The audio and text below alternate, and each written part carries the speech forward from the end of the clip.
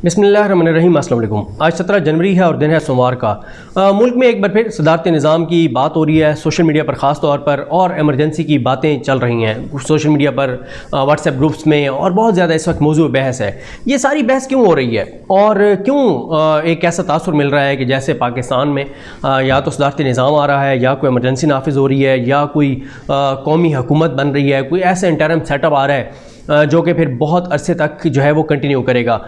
इसकी वजूहात मैं आपके सामने रखता हूँ। एक तो अगर आप थोड़ी सी नज़र दौड़ाएं 2018 से पहले के पाकिस्तान पर और 2018 के बाद के पाकिस्तान पर। 2018 से पहले जब आप देखें कि पाकिस्तान की मुआशी हालात आपके सामने हैं, पाकिस्तान की फ़ॉरेन पॉलिसी आपके सामने है। यहाँ पर तो फ़ॉरेन मिनिस्टर नहीं था, और बाद में जो फ़ॉरेन मिनिस्टर लगाया गया उसकी सूरत हाल आपके सामने है। फिर जो प्राइम मिनिस्टर हमारे थे वो वहाँ पर UAE की कंपनी में मुलाजमत कर रहे थे। फिर इसी तरह से हमारे जो वज़ीर दिफा थे उनके पास हुनरमंद मज़दूर का जो है वो अकामा था। हमारे वज़ीर दाखिला के पास जो है वो गार्ड का अकामा था।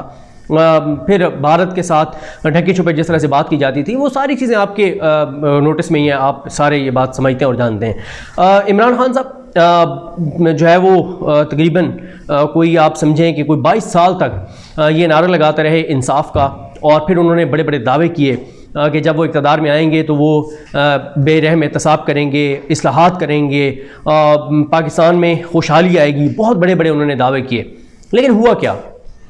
हुआ ये कि इमरान खान साहब को सादा अक्सरियत भी ना मिली।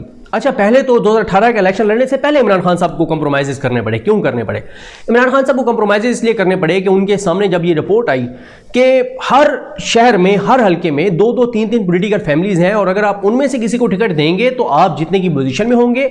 अगर आप उनको उनके अलावा आप किसी PhD को टिकट दे दें, आप पाकिस्तान के काबिल तरीन इंसान को टिकट दे दें, आप जो है वो किसी वलीउल्लाह को टिकट दे दें, किसी को भी टिकट दे दें, लेकिन हमारा जो इस वक्त निज़ाम है मौजूदा, उसके अंदर सिर्फ वही जीत सकता है जो कि ओल्ड पॉलिटिकल फैमिली से है। और अभी इतनी अवेयरनेस नहीं आई।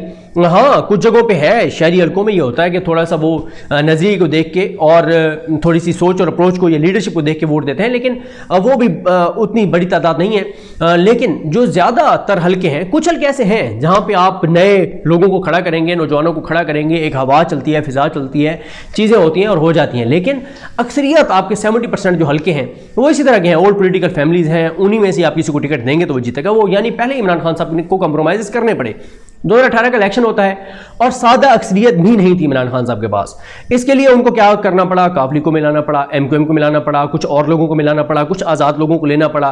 तो एक ऐसी जो है वो जिसे कहते हैं ना भानमती का कुंभा बन गया कि अब जब इमरान खान साहब ने बजट पास करवाना हो, जब सिंपल कानून साजी करवानी हो, कानून साजी के लिए क्या है कि पार्लियामेंट में, कौमी असम्बली में सिर्फ एक वोट ज्यादा चाहिए। यानी हुकूमत के अगर 100, अपोजिशन के अगर 154 लोग मौजूद है ईमान में, तो हुकूमत को 155 चाहिए। लेकिन सिंपल कानून साजी पे भी हर बार ब्लैकमेल होती है ये हुकूमत, हर बार इमरान खान ब्लैकमेल होते हैं, हर बार इनको।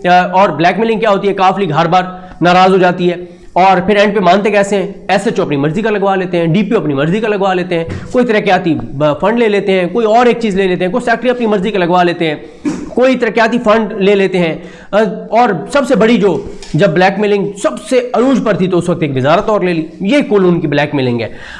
MQM की सूरत हाल आपके सामने है, बाकी जो इत्तेहादियाँ उनकी सूरत हाल आपके सामने है। तो पहले दिन से ही हुकूमत को कंप्रोमाइज़ करने पड़े। इमरान खान साहब के जो दावे थे, जो वादे थे, वो सब तो इस तरह के थे कि वो ये एक्सपेक्ट करते थे कि उनको 2/3 मेजॉरिटी मिलेगी, वो आइन में तरमीम कर सकेंगे। यहाँ पे तो सिंपल कानून वो नहीं बदल सकते, आइनी तरमीम तो बहुत बात की बात है। फिर ज़ाहिर है इक़्तिदार में जब नहीं थे तो अंदाज़ा नहीं था, जब इक़्तिदार में आए तो पता चला कि कितनी मुश्किल सूरत हाल है, इकॉनमी की कितनी मुश्किल सूरत हाल है, इस्लाहात कितनी मुश्किल है। इस्लाहात में आप देख लें, पहले एहतसाब पे चले आ जाते हैं। एहतसाब के अंदर मसला क्या है ये मैं आपको पहले भी एक्सप्लेन कर चुका हूँ। आज एक बार सारी चीज़ों को तरतीब से एक्सप्लेन कर देता हूँ ताकि जब भी इस तरह की बात होनी है तो मैं इस वीडियो का हवाला दे सकूँ। एहतसाब के ऊपर क्या हुआ? इमरान खान साहब आए, उन्होंने कहा कि कोई कंप्रोमाइज़ नहीं होंगे, लेकिन केस किसने बनाने थे? नैब ने बनाने थे। चलने कहाँ थे? एहतसाब अदालत में चलने थे। एहतसाब अदालत का फैसला एहतसाब अदालत की जज ने करना है, प्रोसिक्यूशन नैब के जिम्मे है। अच्छा, हुआ क्या? नैब ने इससे पहले, क्योंकि रिजीम जो थी कमरुज़्ज़मान चौधरी जो चेयरमैन नैब थे, अच्छा उसमें क्या था? केसेस कमज़ोर बनाए। अच्छा, केस ठीक भी था, वो प्रोसिक्यूशन में साबित ना कर सके, नैब साबित कर भी दिया, जज कंप्रोमाइज था अगर। अच्छा, फिर चलें, जज ने फैसला भी दे दिया, ऊपर हाई कोर्ट से बेल हो गई।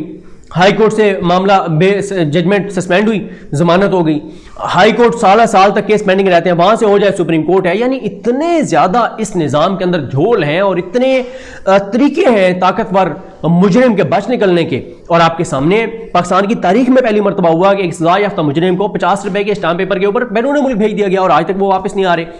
इस हवाले से जो मैं ये बात कर रहा हूं, अभी जो मैंने शहर इक़्तिदार पर ईसा नकवी साहब के साथ वीडियो की, उसमें मैंने बड़ी तफसील से ये सारा मामला जो है वो इसको एक्सप्लेन किया, इसलिए मैं इसकी तफसील में नहीं जाऊंगा। तो यानी इमरान खान साहब को ये पता चल गया कि नैब उनके मातहत नहीं है, अदालतें उनके मातहत नहीं है, और एहतसाब जो है वो इमरान खान साहब जो करना चाहते हैं वो नहीं, ये बादशाहत नहीं है, ये सऊदी अरब नहीं है कि सबको उठा के आप बड़े बड़े होटलों को जेल डिक्लेयर करें, उसमें डालें, उनको उल्टा लटकाएं, या ये चाइना नहीं है कि उनको फायरिंग स्क्वाड के आगे खड़ा करें। यहां पर एक कानून इस तरह का है कि कानून सिर्फ और सिर्फ ताकतवर को सपोर्ट करता है, कमजोर को बिल्कुल हमारा कानून जो है वो सपोर्ट नहीं करता। आपके घर पर कब्जा हो जाए, कब्जा करने वाले को से महंगा आपको वकील करना पड़ता है, आपके साथ जुल्म जाती हो। पाकिस्तान में मैं कई बार कह चुका हूं, पहले ये समझा जाता था कि एक बंदा ऊपर ठीक आ जाए सब ठीक कर देगा, ऐसा नहीं है। देखिए साबित हो गया ना इमरान खान साहब के आने के बाद, यानी इमरान खान करप्ट तो नहीं है, इमरान खान के ऊपर 1 रुपए की करप्शन का इल्जाम नहीं है। कोई ये नहीं कह सकता कि वो मुल्क के साथ बेवफाई कर सकता है, मुल्क के साथ गद्दारी कर सकता है, सिंसियर है, हर चीज है। लेकिन अदालतों में अदालती निजाम आपका असल में तो है क्योंकि आपका हर 2 नंबरी, हर चोरी, हर डकैती, हर जुल्म, हर ज्यादती, हर कब्जा, हर चीज आपकी अदालतों में जाती है। और आपके अदालती निजाम आपके सामने है, उसमें क्या है, हुकूमत ने भी जो अदालती इस्लाहत करनी थी उस तरह नहीं की, और अदालतों ने खुद अपना हाउस एंड ऑर्डर जो करना था वो नहीं किया। अब आगे फरवरी में आ रहे उमर अदाल साहब, अल्लाह करे अब उनसे बड़ी तोक़ुआत है, अल्लाह करे वो तोक़ुआत पे पूरे उतरे, किसी हद तक अपना हाउस एंड ऑर्डर करें, अदालतों को किसी तरह से कोई थोड़ा सा बेहतर करें। अच्छा, अब आ जाए एहतसाब के बाद, आ जाए आप इस्लाहात के ऊपर। इस्लाहात एफबीआर में करना चाहते थे, वहां आपके सामने शबर जैदी जैसा बंदा नाकाम हो गया। ब्यूरोक्रेसी के अंदर आप इस्लाहात करने लगे, ब्यूरोक्रेसी सारी आपके खिलाफ खड़ी हो गई, नहीं कर सके आप। अच्छा, क्योंकि आपके पास मुतबादिल कोई चीज ही नहीं है, आप बड़े बड़े आप फैसले करते हैं, अदालतों से जाके स्टे ऑर्डर ले लेते हैं, बड़ी बड़ी कंपनीज और बड़े बड़े लोग और बड़े बड़े ताकतवर लोग, वहां आप इस्लाहात भी नहीं कर सके। पुलिस को प्योरली नाकामी है हुकूमत की, 1000% नाकामी है कि वो पुलिस को ठीक नहीं कर सके, पंजाब पुलिस को खास तौर पर। अच्छा, फिर इसी तरह से आप उमर शेख साहब को लगाते हैं, वो जबरदस्त अंदाज में काम शुरू करते हैं। आप पहले अपने ऊपर सारा दबाव लेते हैं, इल्जामात लेते हैं, आप पे इल्जामात लगते हैं, जब वो काम करते हैं कोई एक आध बंदा आपको कुछ कहता है, आप उसको हटा देते हैं। तो ये बहरहाल हुकूमत की 100% पुलिस इस्लाहात वाली तो नाकामी है। और मैंने आपको बताया कि बाकी भी आपके सामने अभी देखिए, मैं पहले भी एक जगह कह चुका हूं, हुकूमत को किसी तौर पर भी मरी वाक़े को डिफेंड नहीं करना चाहिए था। क्यों नहीं करना चाहिए था? 100% वहां जिम्मेदारी ब्यूरोक्रेसी की थी। मैं ये बात बड़ी तफसील से उसमें मैं एक वीडियो मैंने की थी कि साने के बाद अलमिया, मैंने एक पूरी तफसील से वीडियो की थी। अभी मैं मुख्तसर बात करूंगा तो आप फिर वो लोग कहेंगे आप गलत कह रहे हैं, लोगों का कसूर था। मैं कह रहा हूं हम लोग सीट बेल्ट नहीं बांधते हमारी सेफ्टी के लिए, हम लोग हेलमेट नहीं पहनते हमारी सेफ्टी के लिए, ओवर स्पीडिंग हम करते हैं, वैक्सीन हम नहीं लगवाते, मास्क हम नहीं पहनते, ये सब हमारी जिंदगी के लिए ना, हम नहीं करते, उस वक्त तक नहीं करते जब तक कानून का डंडा नहीं होता। डंडे के बगैर हम सीधे नहीं होते। तो ये ब्यूरोक्रेसी का काम था, ये इंतजामिया का काम था कि वो रोकते जब लाखों गाड़ियां वहां पर इंटर हो गई थी। 100% ब्यूरोक्रेसी की नाकामी है, लेकिन हुकूमत ने वो भी अपने ऊपर ले लिया। भैया आप उस वक्त चेक करते, अभी रिपोर्ट आएगी ना, आप देख लेंगे कि ब्यूरोक्रेसी ने क्या गुल खिलाए हैं। तो गलत था उनको डिफेंड करना, नहीं डिफेंड करना चाहिए था। ब्यूरोक्रेसी ठोक दे उन सारों के ऊपर एफआईआर करें, कत्ल के मुकदमात करें, उनको डालें जेलों में, उनमें वो जो ब्यूरोक्रेट जिम्मेदार है।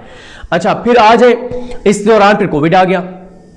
इससे पहले, अगर कोविड से पहले भी आप देखें, अंदरूनी लड़ाइयां शदीद हो गई। जहांगीर तरीन साहब को साइड पर कर दिया गया, उनके खिलाफ इंतकामी कार्रवाइयां शुरू हो गई, प्राइम मिनिस्टर ऑफिस उनके खिलाफ खबरें चलवाई गई, सब कुछ किया गया। जहांगीर तरीन जैसा बंदा साइडलाइन कर दिया गया, उधर अलीम खान को साइडलाइन कर दिया गया, अंदरूनी लड़ाइयां शदीद हो गई। परवेज खटक वाला वाकया आपके सामने है जो कुछ हुआ। अच्छा, फिर उसके बाद क्या हुआ कि कोविड आ गया। कोविड ने पूरी दुनिया की मईशत को तबाह करके रख दिया। कहीं पे 50 साल रिकॉर्ड महंगाई के टूट गए, कहीं 100 साल रिकॉर्ड टूट गए। बड़े बड़े मुल्क जो है वो उनके हेल्थ सिस्टम कोलैप्स कर गए। महंगाई की एक ऐसी लहर आई कि उसने तबाही और बर्बादी फेर दी, और हम तो, हमारी मईशत तो पहले ही वेंटिलेटर के ऊपर थी, सबसे ज्यादा इफेक्ट हम हुए। अच्छा, उसके बाद क्या हुआ, पाकिस्तान और अमेरिका के ताल्लुकात, वो अफगानिस्तान के तनाजुर में वो बड़े अजीब तरह से हो गए। उसकी वजह से FATF ने हमारा बाजू मरोड़ना शुरू कर दिया, उसकी वजह से आर्म ट्विस्टिंग उधर IMF ने शुरू कर दी, वो हमारे चीज़ें गले पड़ गई। तो वो भी इंटरनेशनल, बाकी हमारी इंटरनेशनली बहुत कामयाबियां हैं। जिस तरह पाकिस्तान ने अभी OIC कराई, अफगानिस्तान के अंदर पाकिस्तान, जिस तरह से आप देखें पाकिस्तान की बातें दुरुस्त साबित हुई, अफगानिस्तान में भारत को शिकस्त हुई, सारी चीज़ें हुई, लेकिन अफगानिस्तान इस वक्त हमारे गले पड़ा हुआ है, क्योंकि अफगानिस्तान में जितने मसाइल हैं, यहाँ से चीज़ें स्मगल होकर जा रही हैं, अफगानिस्तान से 3 लाख लोग इधर आ गए हैं, पूरी दुनिया हम पर जो है वो शक करती है कि हमने ये सारा कुछ कराया है, और अफगानिस्तान में जितने हालात ख़राब होंगे सबसे बड़े मुतासरा फरीक जो है वो हम होंगे, क्योंकि हमारा वो पड़ोस है। वहाँ पे चीज़ें जिस तरह से हैं, फिर वहाँ पे दहशतगर्दों के ठिकाने थे हमारे, यानी हमारा बहुत कंसर्न है अफगानिस्तान के मामले में, ये भी हुआ सारा। तो इस दौरान क्या हुआ, पार्टी की अंदरूनी लड़ाइयाँ शदीद हो गई। आप देख लें इधर क्या हुआ, इसमें बल्दियाती इलेक्शन में किस तरह से हुकूमत को जो है वो शिकस्त का सामना करना पड़ा अंदरूनी लड़ाइयों की वजह से। तो आपने देख लिया एहतसाब के फ्रंट पे हुकूमत को नाकामी, वजूहात मैं आपको बता चुका हूँ। अदालतों ने एहतसाब करना है, नैब ने जो है वहाँ पर साबित करना है, इस्लाहात ना हो सकी, हर महकमे में हर जगह के ऊपर माफिया स्ट्रॉन्ग है, वो ऐसा रिएक्ट करते हैं कि हुकूमत को सरेंडर करना पड़ता है। मिसाल देता हूँ आपको, एक हुकूमत ने ट्रांसपोर्टेशन के हवाले से एक कानून लेके आई, वो सरेंडर करना पड़ा। क्यों? क्योंकि वो जो सारी जो ट्रांसपोर्टेशन हो रही थी, जो ट्रक शक थे, ट्रॉले थे, उन सारों ने हड़ताल कर दी, सप्लाई चेन टूट गई, गंदम, चीनी, इन सारी चीज़ों की हुकूमत को सरेंडर करना पड़ा। अच्छा, हर जगह के ऊपर फिर मीडिया का आप रोल देख लें। मीडिया ने जब से इमरान खान साहब आए कुछ अर्सा ठीक रहे, बाकी उसके बाद तो ऐसी मुहिम चलाई, सारा दिन नेगेटिविटी, सारा दिन एक्टिविटी, ऐसे एक अजियत बन गया है मीडिया। टीवी देखते हैं आपको ऐसा लगता है कि पाकिस्तान में हर चीज़ गलत हो रही है, कोई अच्छी चीज़ नहीं हो रही, पाकिस्तान में कुछ अच्छा नहीं हो रहा, हर वक्त नेगेटिविटी, हर वक्त ज़हनी तौर पर बीमार कर दिया कौम को चीज़ें। मतलब अच्छा, एक है हुकूमत पे तनकीद करना, वो बिल्कुल दुरुस्त है, करनी चाहिए। जैसे हुकूमत चाहे लाख कहे कि खाद जो है वो बिल्कुल अवेलेबल थी, नहीं थी अवेलेबल, मीडिया ने बिल्कुल ठीक रिपोर्ट किया इसको। और बहुत सारी, अगर मीडिया, इमरान खान साहब तो खुद कहते हैं कि मेरे बुजुर्ग की करप्शन मेरे सामने लेकर आए, मुझे फ़ायदा होगा, मीडिया लेके आएगा, मैं कार्रवाई करूंगा अपने बुजुर्ग के खिलाफ। लेकिन 90% मीडिया ने एजेंडे के ऊपर नेगेटिविटी फैलाई और अभी तक फैला रहा है। मतलब ऐसी चीज़ें, नजम सेठी साहब की अब देख लें कितनी खबरें गलत साबित हो गई हैं, हामिद मीर साहब की आपके पेशन गोई हैं, देख लें, इन बड़े बड़े नामों की उठा के देख लें, 50, 60, 70, 100 खबरें इनकी झूठी साबित हो गई हैं पिछले 3 साल में। और बड़े बड़े नाम एक्सपोज हुए हैं, बड़े बड़े लोगों का भरम टूटा है, बड़े बड़े लोग बेनकाब हुए हैं, असल चेहरे उनके सामने आए हैं इमरान खान साहब की आने की वजह से। तो मीडिया का रोल आपने देख लिया।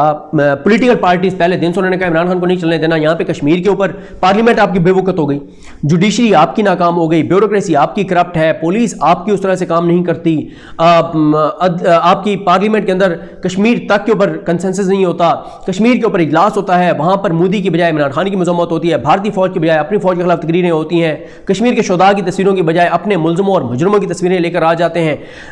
फिर हर वक्त गैर यकीनी की सूरत हाल है, एक बड़ी, एक मुल्क के अंदर आप सूरत हाल देखें बहुत ही एक अजीब तरह की है।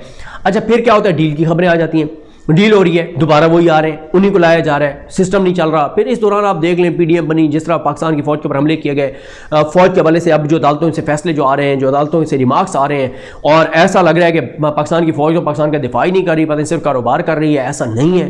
कौन सा मौका है पाकिस्तान की फौज ने पाकिस्तान का दिफा नहीं किया, कितनी कुर्बानियाँ पाकिस्तान की फौज ने दी और मुसलसल दे रही है।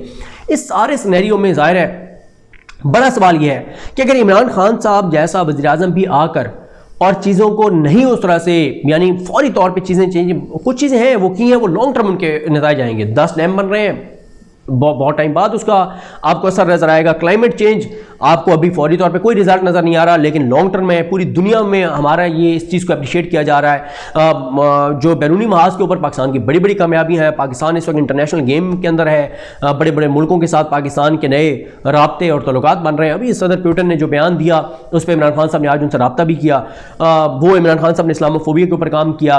तो चीज़ें हैं बहुत सारी बताने के लिए, करने के लिए, लेकिन एक इन्वायरमेंट मुल्क के अंदर ऐसा बना दिया गया है कि बस तबाही और बर्बादी और ये सारी चीज़ें और डील हो रही है और ये हो रहा है।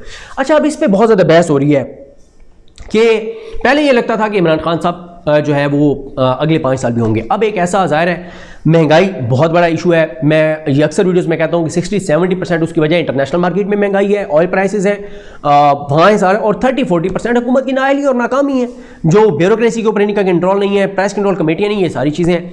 अब एक बहस ये छिड़ गई है कि इमरान खान साहब अगर नहीं तो फिर क्या क्या दोबारा वही आ जाएंगे जिन्होंने इस मुल्क को इस नहज पर पहुंचाया है, जो पाकिस्तान की फ़ौज के ऊपर हमले करते हैं, जो पाकिस्तान की फ़ौज को कमज़ोर करते हैं? क्या फ़ौज उनको दोबारा ले आएगी? क्या वो आ रहे हैं फ़ौज के जरिए? क्या इमरान खान की हुकूमत गिराई जा रही है? गैर यकीनी सी सूरत हाल है। बहस इस वक्त ज़ाहिर है इस वजह से सदारती निज़ाम की बातें होती हैं। ये तो बहरहाल नज़र आ रहा है कि ये मुल्क जो है वो इस तरह से नहीं चल सकता जिस तरह से ये चल रहा है। ये निज़ाम इस तरह से नहीं चल सकता। ना ब्यूरोक्रेसी मुल्क के साथ सिंसियर है, ना अदालतें आपके फैसले करती हैं, ना पार्लियामेंट में कोई वक़्त है, ना पार्लियामेंट कोई डिस्कस कर सकती है। लड़ाइयाँ होती हैं, फसाद होता है, मज़ीद इंतशार होता है। सारी ये चीज़ें आपके सामने हैं। फिर बैरूनी आप देखें हाथ यहाँ पर इतने स्ट्रॉन्ग होते जा रहे हैं, बैरूनी फंडिंग और ये सारी चीज़ें पाकिस्तान की फ़ौज को कमज़ोर करने के लिए। तो अब क्या होगा, आगे क्या होगा, इसके ऊपर डिस्कशन जारी है। और ज़ाहिर है इदारे के अंदर भी सोचा जा रहा होगा कि भाई क्या करना है, किस तरह से करना है। उन्हीं को लेके आना है। मुल्क के अंदर मजीद इंतशार और तबाही और बर्बादी होगी जिन्होंने इस मुल्क को लूटा है। अच्छा, इमरान खान साहब के हवाले से उनके कुछ ऐसे फैसले थे, मुईशत के हवाले से डॉलर जो है वो फिक्स से फ्लेक्सिबल आपने किया। आपने कहा 60 अरब डॉलर झोंक दिए मार्केट में, तबाही और बर्बादी कर दी सागदार ने। जब आपने डॉलर फिक्स से फ्लेक्सिबल पर लेके गए, डॉलर कहाँ आपका चला गया। और फिर इंटरनेशनली आपके ऊपर दबाव है, अमेरिका के खिलाफ आपने बयान दिए, अमेरिका आपकी आर्म ट्विस्टिंग कर रहा है। तो क्या इस सारी इस वक्त इमरान खान साहब की पॉपुलैरिटी डेफिनेटली पाकिस्तान के अंदर बहुत कम हुई है। तो क्या इसके बावजूद इमरान खान साहब आ जाएंगे? क्योंकि हसन निसार साहब जिससे कहते हैं कि हमारी कौम जो है वो तो दिमाग से सोचती नहीं है, वो तो मैदे से सोचती है। यानी अब देखें ना कि ये कोई नहीं देखेगा कि ड्रोन हमले नहीं हो रहे, ये कोई नहीं देखेगा कि अमेरिका को हमने जुर्रत के साथ जवाब दिया। लोगों को ये गैरत भी चाहिए कि गैरत के साथ खड़े हों, लेकिन टमाटर भी सस्ता चाहिए, चीनी भी सस्ती चाहिए। तो ये दोनों चीज़ें तो नहीं हो सकती। जब आप अमेरिका से पंगा लेंगे, अमेरिका को फ़ायदा दे सकता है, नहीं दे सकता, नुकसान बहुत पहुंचा सकता है। तो अब क्या यही चीज़ें इसी तरह से चलती रहेंगी? लोगों का एतमाद निज़ाम पर से उठता जाएगा, मजीद तबाही और बर्बादी होगी, इंतशार होगा, एक मुल्क के अंदर ये सारी सूरत हाल होगी, या कुछ चीज़ों को चेंज किया जाएगा? ये बड़ा सवाल है। डेफिनेटली इसके ऊपर इदारे सोच रहे होंगे। और जैसे हसन निसार साहब कैटेगोरिकल कह चुके हैं कि इस मुल्क के अंदर जो है वो या तो सदारती जो वो ये उन्होंने नहीं कहा, लेकिन वो इसी तरह कहना चाह रहे हैं या तो सदारती निज़ाम हो, एक बंदा उसके पास फैसले हो, उसको ये मसला ना हो कि पार्टी के अंदर से कोई ब्लैकमेल कर रहा है, कोई इत्तेहादी ब्लैकमेल कर रहा है, वो कोई इस्लाहात करने लगेगा तो कोई और उसके ऊपर चढ़ दौड़ेगा। ये सारी चीज़ें या तो सदारती निज़ाम हो, या हसन निसार साहब जैसे कहते हैं कि इस मुल्क के अंदर 15 साल के लिए तसलसल के साथ बेरहम एहतसाब के लिए आपको डिक्टेटरशिप चाहिए। क्योंकि इससे पहले जितने डिक्टेटर आए वो सियासत में पड़ गए। मुशर्रफ साहब आए, 2-3 साल बेहतर थे, उसके बाद काफ लीग बनाई, सियासत में तबाही और बर्बादी कर दी। तो शरीफ खानदान के साथ डील कर ली, इनको जो है मंतकी इंजाम तक इनके मामला पहुंचाने की बजाय इनके साथ डील कर ली। जो इमरान खान साहब कहते हैं उन्होंने गद्दारी की थी इस मुल्क के साथ ये डील करके। तो हसन निसार साहब कहते हैं कि बेरहम एहतसाब होना चाहिए, डिक्टेटरशिप आनी चाहिए, डंडे के बगैर ये मुल्क ठीक नहीं हो सकता। यहाँ पर वो कहते हैं भूख, अफलास और जहालत का कम्बिनेशन है, लोग दिमाग से नहीं मैदे से सोचते हैं। और वो ये कहते हैं कि इस मुल्क को ऐसे नहीं चलाया जा सकता, जितनी देर से कोई इक़दाम किया जाएगा उतना ज़्यादा जो है वो इस मुल्क के अंदर जो है वो इंतशार फैलेगा और मुश्किलात होंगी। तो इस वजह से जो मैंने आपको सारा बैकग्राउंड बताया है, इस वजह से मुल्क के अंदर सदारती निज़ाम की बातें हो रही हैं, मुल्क के अंदर जो है वो इमरजेंसी की बातें हो रही हैं, अदलिया में आप देख रहे हैं जिस तरह के फैसले और जो चीज़ें हो रही हैं। तो हालात बहरहाल नॉर्मल तो नहीं है, एक बड़ी एक कन्फ्यूजन है, बड़ी एक अजीब सी और गैर यकीनी सी सूरत हाल है। और अब देखते हैं, क्योंकि इदारों से बेहतर किसको पता है कि अगर ये महंगाई हुई है तो किसकी वजह से हुई है। इंटरनेशनल फैक्टर्स हैं, डेफिनेटली इदारे तो ये बात समझते हैं, मीडिया जितना मर्जी प्रोपेगेंडा कर ले, अमेरिका की वजह से क्या क्या हो रहा है ये इदारों से बेहतर कौन जानता है। इमरान खान करप्ट नहीं है, ये सबको पता है।